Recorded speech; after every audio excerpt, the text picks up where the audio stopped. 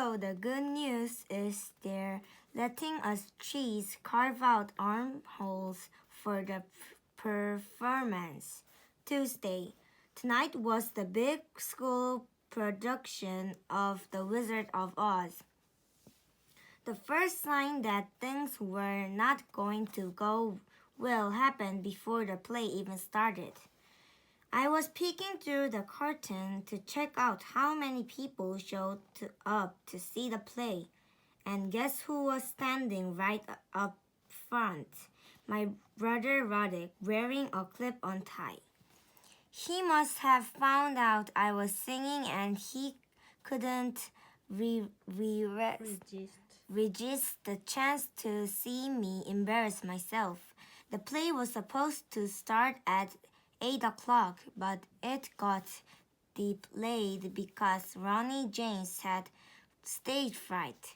You'd figure that someone whose job it was to sit on the stage and do nothing could just stuck it up for one performance.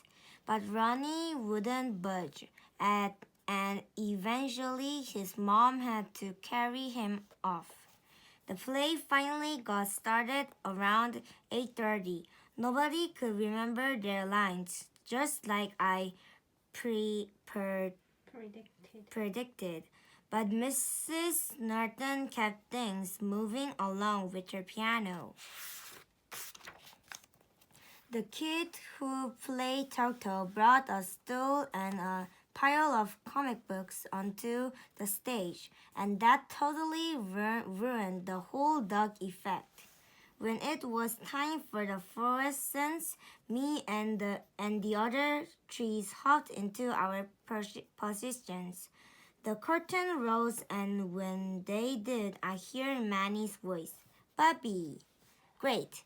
I have been able to keep that nickname quiet for 5 years.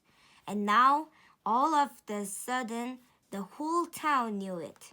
I could feel about 300 pairs of eyeballs pointed my way. So I did some quick ad-libbing, and I was able to deflect the embarrassment over to Arctic Cali. "I think you dropped an apple, Bubby."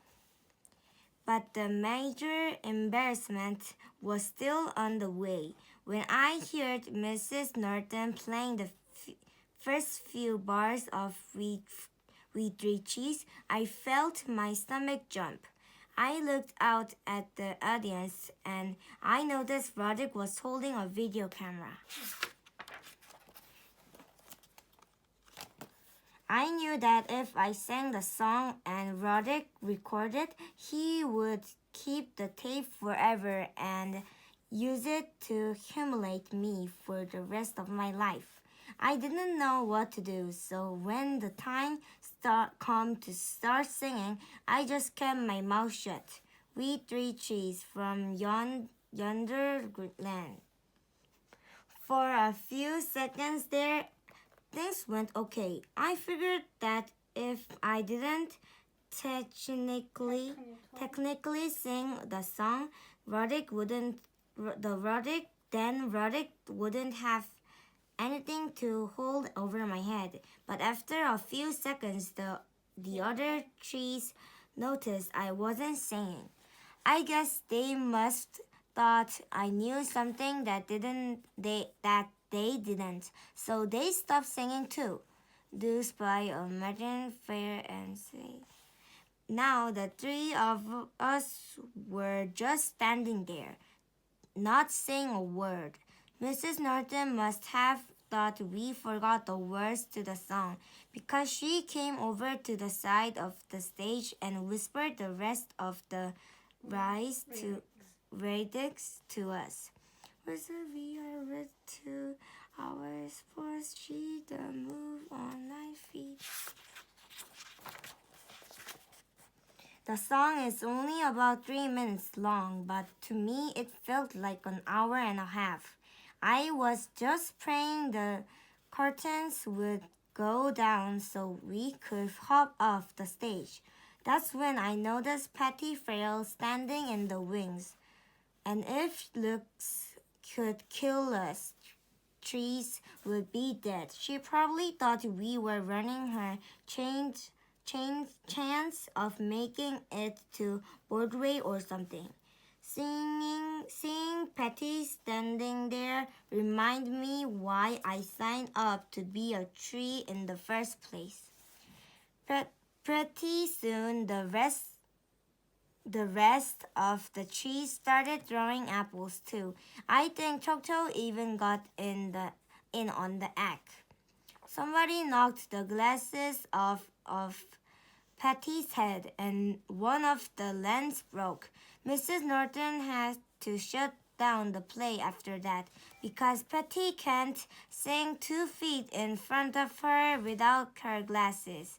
After the play was over, my family went home together. Mom had brought a bouquet of flowers and I guess they were supposed to be for me, but she ended up tossing them in the trash can on the way out the door. I just hope that everyone who came to see the play was as entertained as I was. Wednesday. Well, if one good thing came out of the play, it's that I don't have to worry about the Bubby nickname anymore. I saw Archie Kelly getting harassed in the hallway after fifth period today, so it looks like I can finally start to breathe a little easier.